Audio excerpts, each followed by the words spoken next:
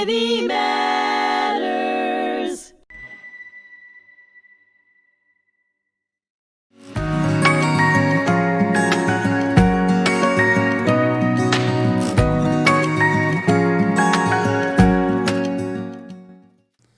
Greetings to you all.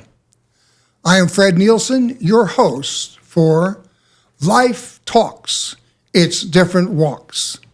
Today, I have the pleasure of introducing to you my guest. His name is Christopher. Christopher is a young adult, recently graduated from college, and he's facing the rest of his life.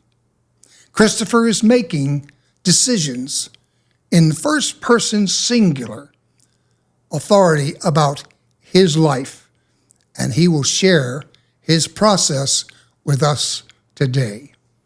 Christopher, welcome. I am so pleased that you're here. Good to see you as well. Christopher, you recently graduated. Can you tell us where you graduated? Sure. So I went to Stony Brook University, did the 4-year program for bachelor's in computer engineering. Originally, I wanted to do the 4 years plus a year extended of the master's program as well. Oh, yes. But it didn't work out with the GPA restrictions and other things that I had going on in my life. I understand that you didn't just go to college. So many people do. In your case, you took on a rigorous discipline of subjects that you really didn't like and maybe you don't want to talk about. And you were also engaged in a robust program of internship. Can you talk about that? Sure. So you're correct in that a lot of courses I didn't necessarily like to take. That which being a lot of calculus, calcs 1 through 4. Oh, I'm so sorry for you. Did you take medicine for that? No, actually, no. But friendship and social time was really the medicine for that. There you go. For engineers, it's kind of a scarcity, so it was nice to have my own network of people that I could rely on for that. The other courses were like linear algebra. You have all of your statistics classes you have to take for electronics-based worldview stuff that I still don't understand to this day. And you also have all your general education courses, but really it was the heart of the courses with the engineering in mind that I really liked, which was the systems design, problem abstraction, and full creative control over technical engineering that I liked. That was the heart of it. I love the sound that you're making. It could be Greek to me, but I like that you say it with such conviction. Talk to me about your internships. Right, I forgot about that part. So internships, especially in the past couple of years, I don't know who else is watching, but internships have become a huge part of how you get into career roles and get experience prior to graduating that actually enable you to get a job. And starting sophomore year, I kind of realized I had to get the ball rolling on, I'd like to be an engineer. There's a couple more things I need to do before I graduate to ensure I have some modicum of chance. Even as a sophomore. Yes. So that really I attribute to the Stony Brook PhD and graduate kind of field. Those characters and those people that I met there were go-getters, so to speak, and really kind of laid that message on thick saying, you need this. And the school was also heavy on career fairs. And if those elements were in place, I wouldn't have cared. So the first internship I got, both internships I got were both on Long Island here. And first one was with North Atlantic Industries, a company over in Bohemia. And they are a defense contractor, and they make wonderful products, wonderful people there. I learned a lot about what I was good at and a lot about what I wasn't good at, what I needed to grow with. I got a return offer from them for the rest of the year, so I had about a year and change, maybe 6 months to a year of time with them. Let me just check to make certain. Sure. You were a student yet they were actively interested in bringing you back. Is that correct? That's correct. So the whole Stony Brook has an interesting pipeline where a lot of companies in the area look to people who haven't graduated yet to find their next job picks for when they graduate. Oh, I see. Yeah, of course. They try to locate people who are worthy and worthwhile to hire. Plus, you need time as an intern to understand all of the different garage shop mentalities and internal understanding of how their systems work and how to do things. It's not really a job you can kind of just jump into and do. It's a bit rougher to get into because of all the stuff you have to learn. So that's why they do it, to have experienced workers even going in that can just immediately start working. And you didn't even stay there. You explored other things. No, yeah. So I realized by the end of my internship that even though I had moved the goalpost in sophomore year and said, okay, instead of just graduating, I'm going to get a internship / job while I'm working. Right. And this was all the while I had an on-campus job at 29 hours a week. Oh, wait a minute. That came from the left field. Yes. I'm sorry. You are a full-time student. Yes. A very challenging program. Yes. You are an active seeker for challenging internships. And what else? So I was a 29-hour a week, so it's not full-time worker, but I did audiovisual engineering with the Media Systems Engineering group on Stony Brook's campus.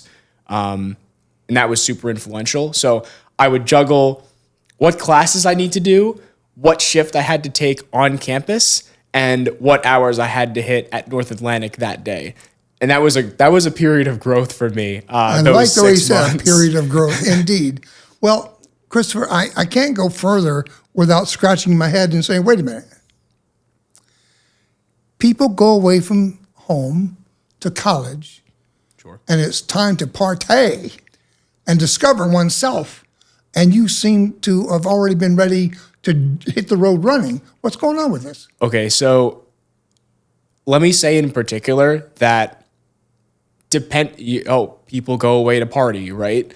That's also based on your school. So if you go to Stony Brook, you're not going to party because there's very little party scene and it's very inaccessible otherwise.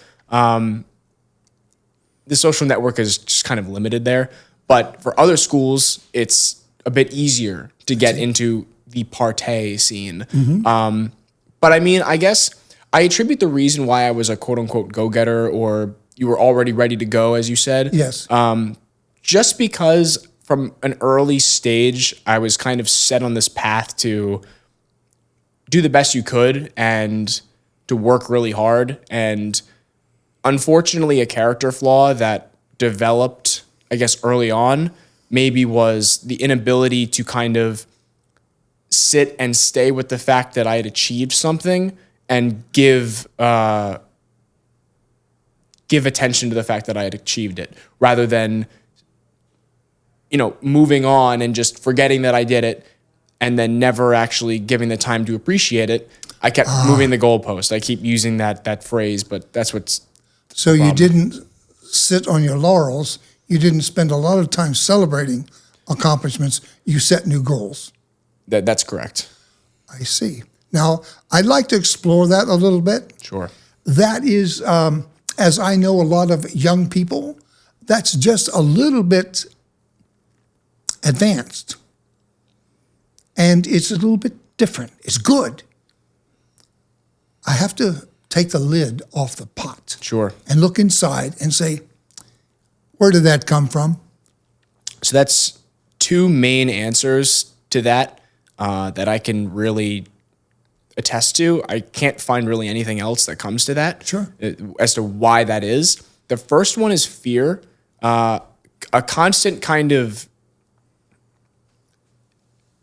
strategy I've had kind of growing up, or I guess the habit that I had growing up, was I would take in different news sources and announcements and situations with the world and blah, blah, blah, and say, oh, I need to be prepared. Oh, I need to be, and I need to be putting myself in the best place possible to get what I guess a lot of people would call the American dream, or just independence with, kids and a person who cares about you and a place to call your own kind of a thing. And as I grew up, this kind of perverted idea that everyone inevitably, if they continue just on a basic route, will not get that, and you have to be on an exceptional route to get that. Now, that might be a misconstrued idea, and it might be incorrect, but to me, it was gospel. It was, yeah. So you use that as a motivator, as a, how about this? Can we use the word azimuth? Yes, you can use that. You know about azimuths? Yeah, it's the point that the compass points to, correct? So how come you're so comfortable with the idea of an azimuth? Do you have a background in scouting? Yes, I do. Oh, in what ways do you see scouting as giving expression into how you formulate ideas, set goals, and have the stamina to achieve them? Can you talk about that? Sure. So there aren't many youth programs left, in my opinion, that give the opportunity for advancement in whatever kind of sense of the word that you want to use advancement in, and long-term goals, as you said, and also just a constant struggle of being uncomfortable with things. And I use the word uncomfortable very particularly because when you're out in the woods camping, or you're in the rain, or you're hiking, or you have blisters on your feet, or you have 3 merit badge classes and two high adventure activities, and you have to pack for everything, and you're not in an AC'd room, it's uncomfortable. I don't use uncomfortable in any other way other than that. It's just you're putting yourself in a place of you're putting yourself in a place where there is grit all around you, and you have to just deal with it. So that state of uncomfortableness where you grow, as well as the fact that you're still thinking about long-term goals, saying, "Oh, I'd like to achieve Eagle Scout by the end of XYZ years." Sure. That method of, "Oh, I'm uncomfortable and I'm still going to go try to get something else." That's really, I think, the point. I think a lot of youth would benefit from it. Tell me this: how many years were you involved in scouting? So I can give you the age range.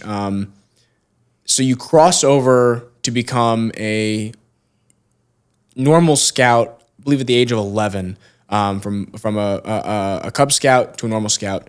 So as opposed to an abnormal scout. Yes. Right, exactly. right. I think everyone brings their own flavor to the table with that. And then I was active. I mean, I still am to some capacity active with local troops, Yes.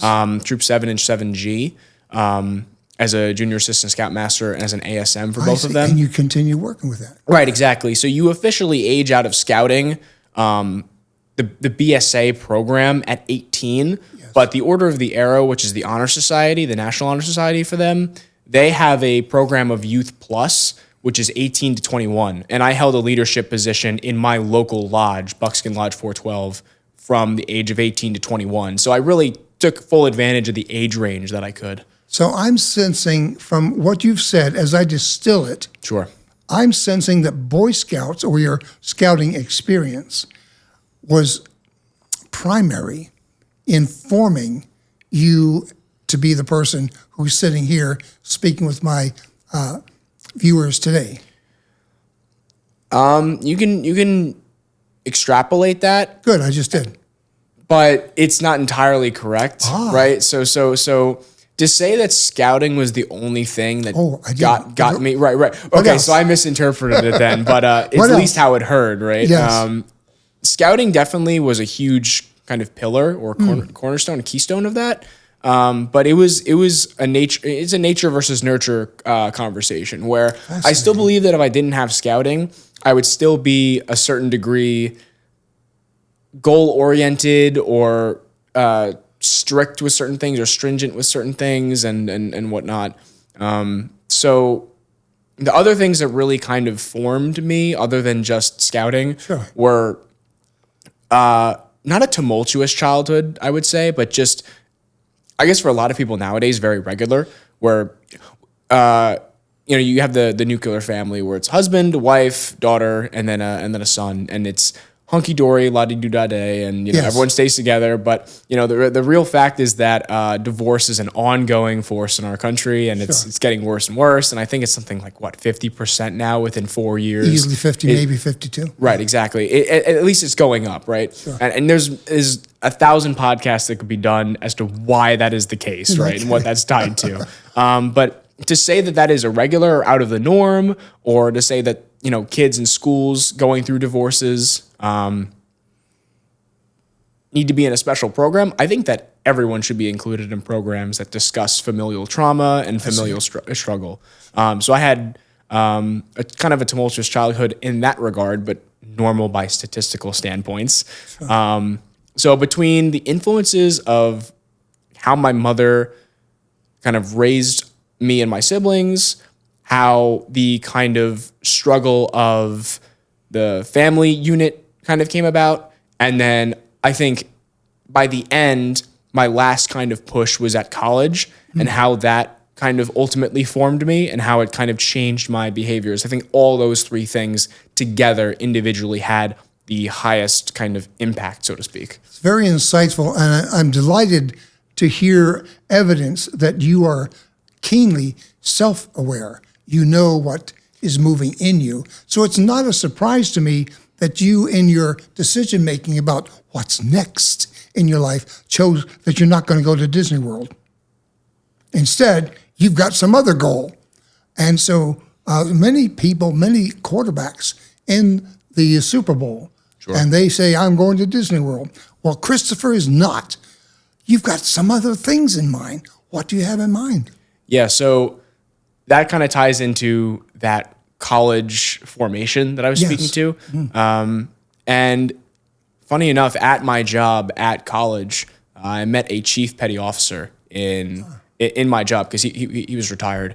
And a lot of my kind of character development that sprung from emotional trauma and other kind of canon events, so to speak, in my life while I was at college kind of came together to form this relationship between us that inevitably got him thinking about, wait a second, we've been talking about you and your family and, and what they've been through and what you're trying to achieve in your life.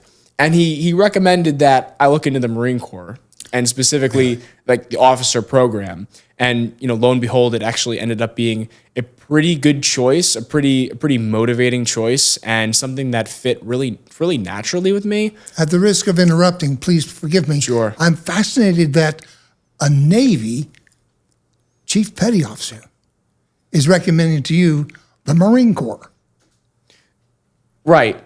And I think I'll just say that he saw a Marine attitude in me. And it also had to do with my family history. There's Marine Corps history in my background. So a little bit of it was my own ego and pride saying, I'd rather continue that legacy rather than go off and choose a different branch. Sure. Also, in my opinion, naively, it's the hardest branch and the best one. I'd rather do the hardest thing I could possibly do rather than do something a little bit easier than that. I'd rather just go full tilt. Well, how in the world will you be able to interpret your focus and fascination for the computer field in the Marine Corps? Wait a minute. What's the mission of the Marine Corps? Marine Corps is to fight our nation's battles and win. And win. Right. Close with and destroy the enemy. Exactly. So I'm going to hit you with my keyboard, or is it going to be my mouse? So there's a lot of opportunities in the Marine Corps, regardless of just the fact that every Marine a rifleman. There's an element of, while that yes, you are a rifleman and you are designed to kill, you are an administrator of death, as Full Metal Jacket puts it, right?